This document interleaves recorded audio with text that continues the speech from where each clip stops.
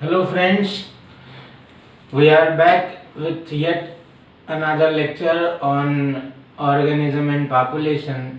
Until now, we have gone through several contents of this chapter including biomes, abiotic composition of the ecosystem and concept of community and population.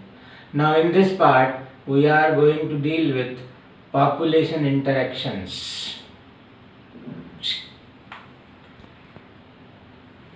दोस्तों, जैसे कि पिछले lecture तक बात हुई थी कि पॉपुलेशन कंट्रोल रहने के लिए कौन कौन से फैक्टर रिक्वायर्ड है और किस किस तरह के ग्रोथ मॉडल्स वो शो करती है।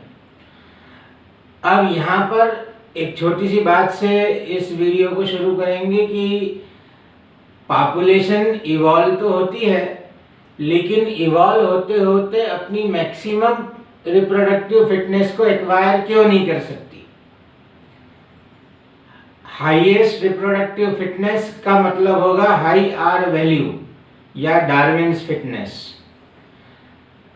क्योंकि किसी भी पॉपुलेशन को अपने एग्जिस्टेंस के लिए सिलेक्शन प्रेशर्स जो एनवायरमेंटल फैक्टर्स और दूसरे ऑर्गेनिजम्स पोज करते हैं उसके द्वारा डील करना होता है, और इस स्ट्रेटेजी से डील करते करते उसे अपनी पॉपुलेशन को कंट्रोल में रखना अनिवार्य होता है। तो जो डिफरेंट एडाप्टेशंस ऑर्गेनिजम्स ने डेवलप किए हैं जो उसे अपने सिलेक्शन प्रेशर को डील करते हुए अपने पॉपुलेशन को स्टेबलाइज करने में मदद करते हैं, ये सब लाइफ हिस्ट्री वेरिएशंस में इंक्लूड होते हैं। कुछ ऐसे ही स्ट्रेटेजीज जो ऑर्गेनिजम्स ने डेवलप की है उसको हमने लिस्ट किया है जो आपके एनसीईआरटी में है, और इसमें से पहला एग्जाम्पल दिया जा सकता है बाम्बू या पैसिफिक साल्मन मछली का, जो पूरे लाइफ में केवल एक ही बार ब्रीड करते हैं। अब अपनी पॉपुलेशन को एक बार जीवन में रिप्रोडक्शन से अपनी संतानों को बनाने के बाद भी कैसे स्टेबल रखा जाता है, ये एक बहुत विलक्षण गुण है जो इन प्लांट से सीखा जा सकता है, इन फिशेस से सीखा जा सकता है। इसी प्रकार कुछ ऑर्गेनिजम्स बहुत सारे समय एक साल में रिप्रोडक्शन शो करेंगे, जैसे मैमल्स एंड मोस्ट बर्ड्स। कुछ लार्ज नंबर में स्मॉल साइज्ड इंडिविजुअल्स को रिप्रोड्यूस करेंगे, जैसे ऑयस्टर्स या पेलेजिक फिशेस, जबकि कुछ स्मॉल नंबर में लार्ज साइज इंडिविजुअल्स को प्रोड्यूस करेंगे, जैसे मैमल्स एंड बर्ड्स। तो कुल मिलाकर के यदि रिप्रोडक्शन को हम इकोलॉजिकल सिलेक्शन प्रेशर से कंपेयर करें तो हम ये मान सकते हैं कि लाइफ हिस्ट्री के ट्रेट्स एनवायरनमेंट के कंस्ट्रेंट्स के रिलेशन में इवॉल्व हुए हैं और हर स्पीशीज ने उस हिसाब से अपने आप को स्पेशलाइज करके रखा है। तो इस तरीके से पॉपुलेशन अपने आप एक सेल्फ रेगुलेटिंग स्ट्रक्चर होता है जो इकोसिस्टम में अपने आप को लगातार मेंटेन करते हुए इवॉल्व करते रहता है। और इसी के साथ हम अब पॉपुलेशन इंटरेक्शन पर आएंगे। पॉपुलेशन इंटरेक्शन एक ऐसी घटना है जो किसी एक ऑर्गेनिज्म के बस की बात नहीं है। अब यदि एक बैक्टीरिया ये ठान ले कि उसे बिना किसी की मदद के ग्रो करना है तो वो नहीं कर सकता, क्योंकि उसे सॉइल चाहिए, सॉइल बनाने वाले माइक्रोब्स, उसमें रहने वाले सेप्रोट्रॉप्स, इन सब की कंबाइंड एक्शन से ये मिट्टी बनेगी। ये मिट्टी बनी उसके बाद बैक्टीरिया उसमें उत्पन्न होने का विचार कर पाएंगे। तो किसी के लिए भी अकेले अपने दम पर ग्रो करना या सरवाइव करना ये प्रकृति में, नेचर में पॉसिबल नहीं है। तो हर स्पीशीज को अपने रिक्वायरमेंट्स को पूरा करने के लिए कोई ना कोई दूसरी स्पीशीज से मदद, चाहे वो फीडिंग के लेवल पर हो, चाहे वो सॉइल के लेवल पर हो, लेनी पड़ती है। और इस तरीके से ये दो स्पीशीज आपस में एक रिलेशनशिप शो करती है। इन रिलेशनशिप को हम पॉपुलेशन इंटरेक्शंस के नाम से जान सकते हैं। अब जैसा कि शुरू में ही हमने बात की, डिफरेंट पॉपुलेशन के मेंबर्स के बीच ये इंटरेक्शन होता है, जिसमें 3 फैक्टर्स मेनली काम करते हैं। या तो ये फूड से रिलेटेड होगा, या शेल्टर या स्पेस से रिलेटेड होगा, या ब्रीडिंग या एग्रीगेशन जैसे किसी लाइफ इवेंट से रिलेट करेगा।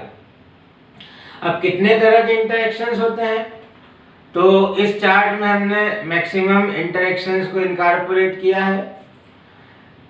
इसमें यदि किसी एक स्पीशीज को दूसरी स्पीशीज से फायदा हो रहा हो, तो ये एक बेनिफिशियल, जिसमें हमने स्पीशीज ए या बी के सामने प्लस लिखा है, ऐसा होता है। या फिर कोई एक स्पीशीज नुकसान में रहने वाली हो तो उसे डेट्रीमेंटल और माइनस साइन से शो किया है।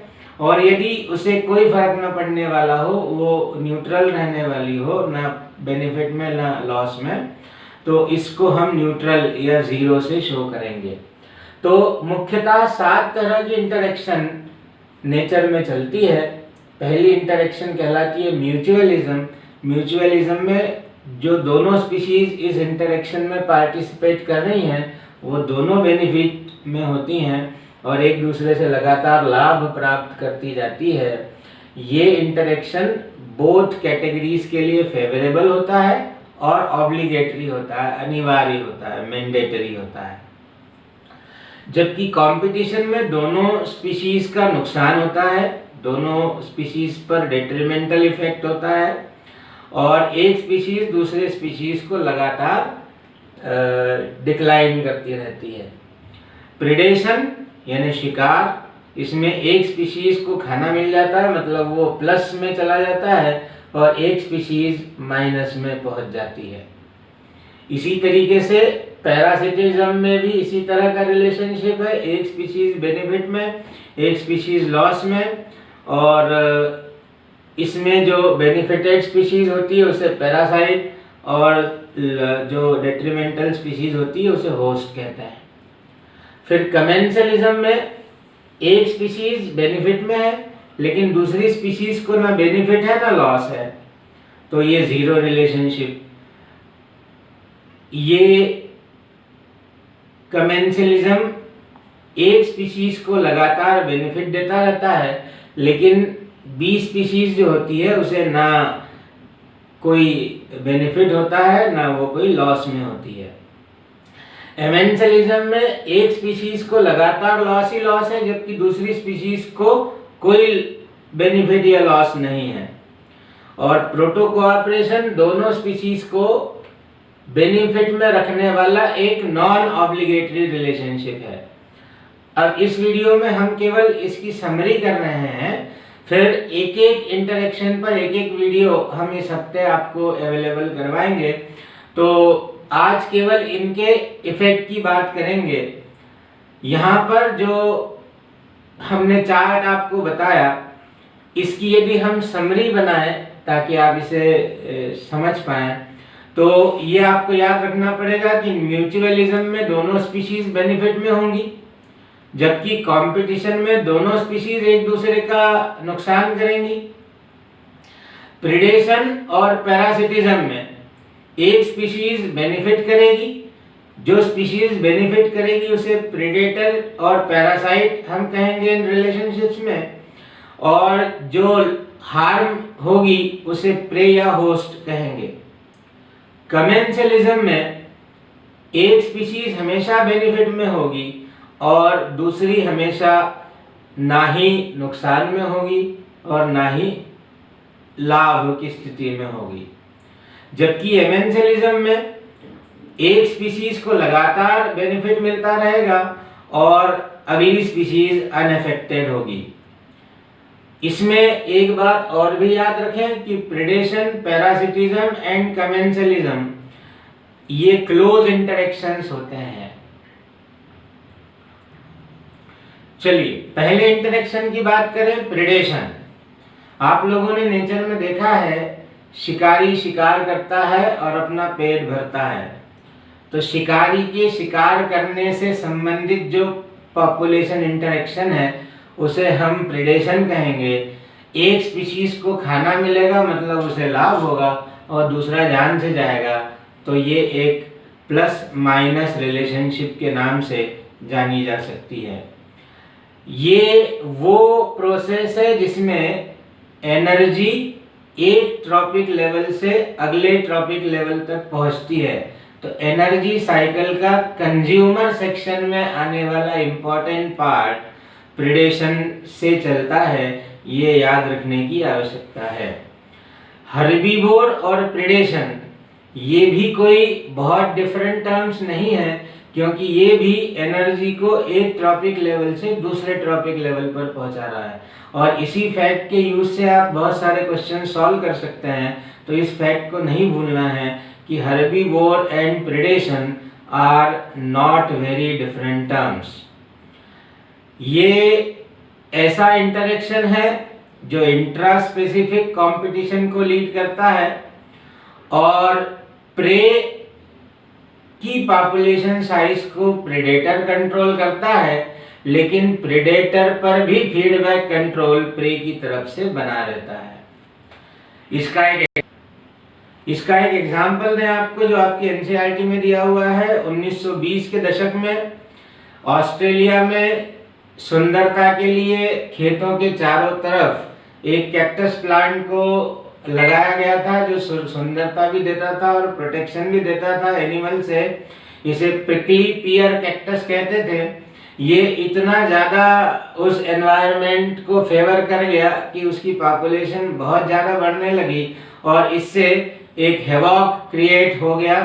और ये हैवॉक उसके इतने स्प्रेडिंग से डेवलप हुआ था कि एक समय ये बहुत बड़ी चिंता का कारण ऑस्ट्रेलिया में बन गया था।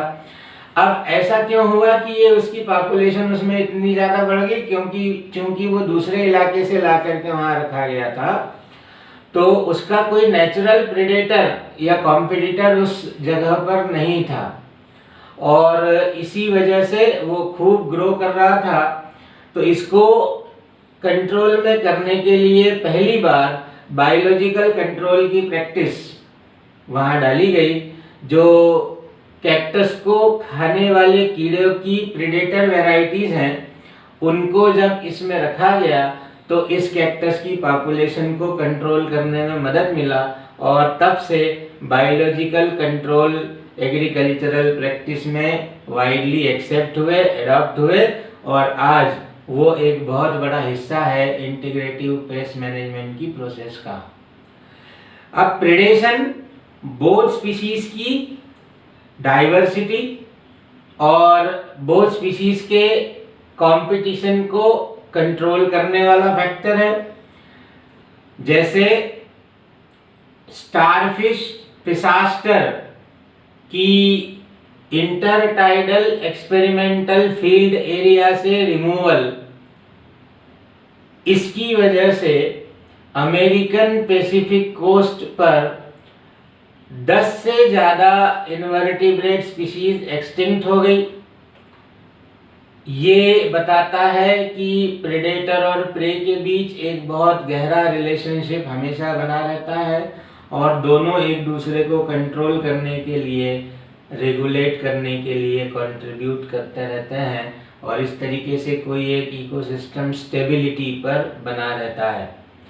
यदि किसी एक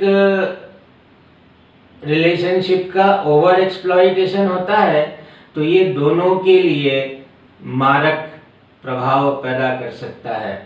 तो इसीलिए कहा जाता है कि प्रेडेटर्स आर प्रूडेंट। प्रूडेंट यदि आप डिक्शनरी में अर्थ निकालेंगे तो showing care and thought for future, ये उसका अर्थ बनता है। तो प्रे ऐसे मैकेनिज्म लगातार इवॉल्व करता है जिससे वो प्रेडेटर के प्रभावों को लगातार कम कर सके।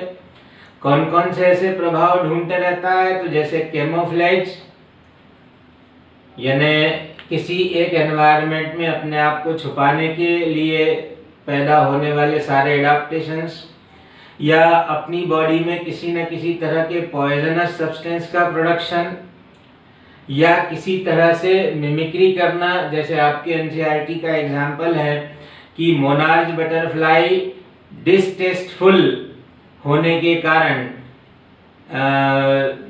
जानी जाती है, और ये डिसटेस्टफुलनेस उसके बॉडी में एक स्पेशल केमिकल की वजह से होता है जो वो कैटरपिलर स्टेज पर फीडिंग करते हुए, एक पॉइजनस वीड पर फीड करते हुए एक्वायर करती है। और चूंकि मोनार्च बटरफ्लाई डिसटेस्टफुल होती है इसलिए कोई उसका नेचुरल प्रेडेटर उसके आसपास नहीं आता।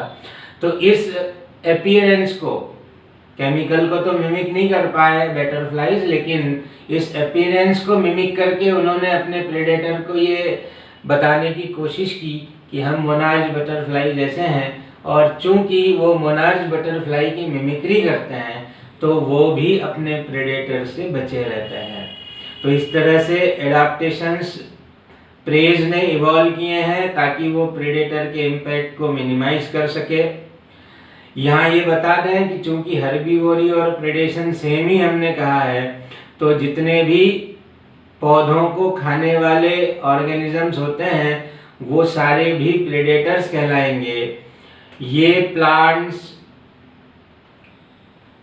लगातार ऐसी मैकेनिज्म्स डेवलप करते हैं जिससे कि वो भी प्रेडेटर्स के इम्पैक्ट से बचें, जैसे शिस्मोनास्टिक मूवमेंट, या फिल्लोडी या फिल्लोक्लेडी, है ना। इस तरीके के जितने भी एडाप्टेशंस प्लांट्स में पाए जाते हैं, जैसे थॉर्न्स जो एकेशिया कैक्टस ने डेवलप किया है, और इसी तरीके से कैलाट्रोपिस एक हाईली पॉइजनस कार्डियक ग्लाइकोसाइड को पैदा करता है। इसी तरीके से डिफरेंट नार्कोटिक सब्सटेंसेस प्लांट में मिलते हैं, निकोटीन, कैफीन, कुनिन, स्टाइकिन, ओपियम, ये भी प्रेडेटर के इम्पैक्ट को मिनिमाइज करने के लिए प्लांट ने बनाए हुए एडाप्टेशन है। अब अगले लेक्चर में हम इससे आगे के इंटरेक्शंस की बात करेंगे। Thank you.